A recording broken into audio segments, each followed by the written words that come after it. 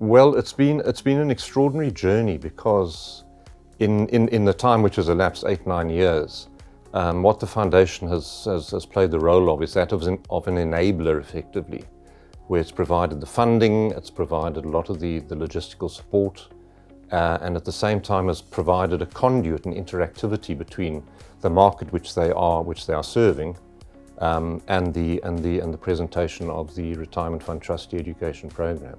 Another important role is the bilateral flow of the information which relates to the ASISA Foundation.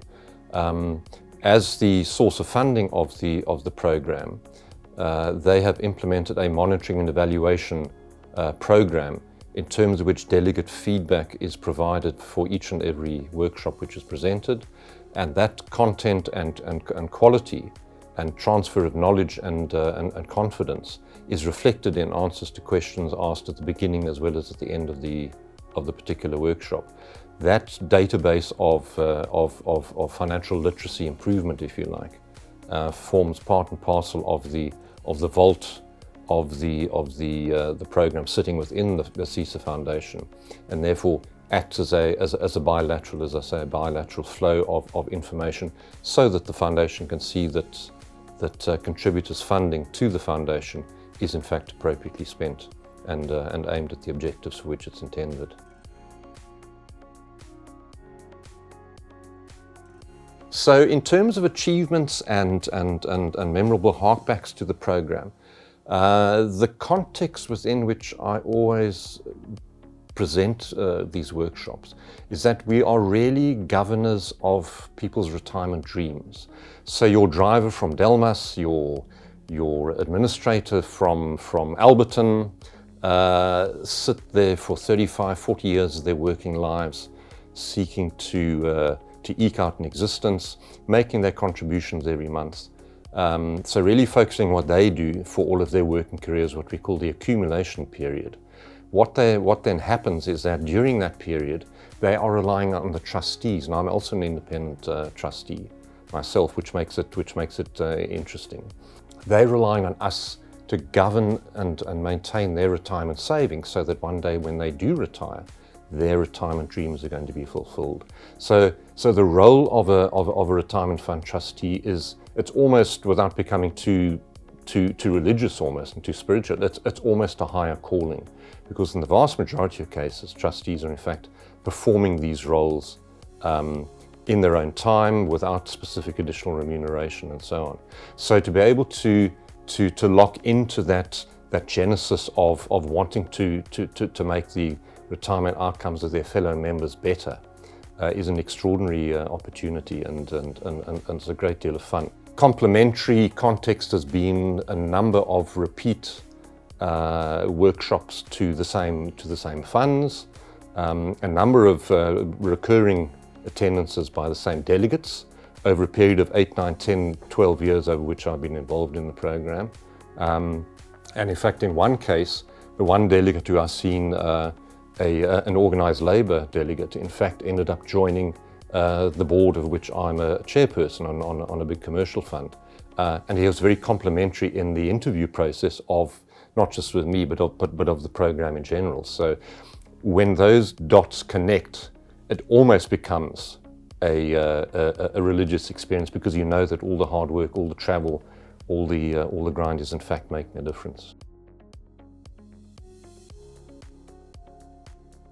The ASISA Foundation's impact is achieved really through its leadership role in the process. If it weren't for the foundation providing the guidance, providing the funding, very importantly, providing the connectivity, quite frankly, between the market which they serve as a foundation and we serve as a service provider, because that's really what the ASISA Academy is doing. It's providing a service to the foundation.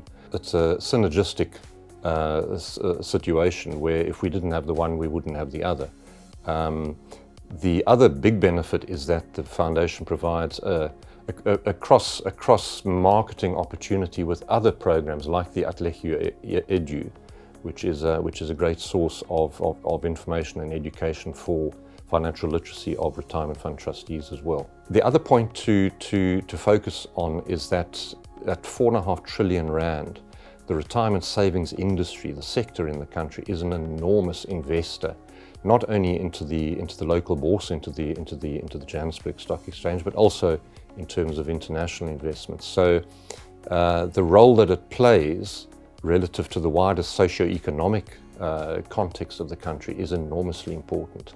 So the upliftment of retirement fund trustees through the support provided by the ASISA Foundation locks into that and is entirely aligned with the country's national treasury imperative of reducing the cost on the taxpayer of workers who one day when they do retire, being in a position to retire and not becoming a burden on the state in terms of things like the SASSA grant costs and so on. It is extraordinarily relevant in that the legislation requires at least 50% of a retirement fund's board to be elected by members. So typically you have a situation where the employer nominated representatives on the board are lawyers or accountants, employee benefit specialists. Members often choose and elect amongst their own, and that cohort is often people who are populists, the guys who are, and the ladies who are popular in the canteen and tell jokes and are charismatic. But of course their financial literacy levels in the board context are often, not always, but are often fairly low. So the program is orientated specifically at the upliftment of that latter cohort of employee and member elected trustees, to try and bridge the gap between those who have the financial literacy knowledge and those who don't. And it's incredibly rewarding to hear feedback from board chairpersons, board principal officers, that in fact the behavioral aspects and the participation of delegates who've been through our program actually start manifesting in decision making and the like. So it is probably, and my interests are vested, it is probably the most effective and dynamic catalyst of improvement in financial literacy in the wider retirement savings industry. Collaborations in terms of other programs which are run by the ASISA Foundation are very synergistic in that there's a lot of information being shared, there's a lot of data and detail which passes around, and just the networking aspect. So Atlehu Edu is a very good case in point. And in fact, the RFTE program started off by engaging with 6 capitals who are the service provider of Atlehu Edu. And we worked very collaboratively and then parted ways, but run concurrently in parallel as programs. Some of the other programs which the ASISA Foundation runs and funds also provide an insight, a portal, if you like, into the wider market. So quite a lot of the information and the observations picked up by the other programs are fed back to us within the ASISA Academy and vice versa.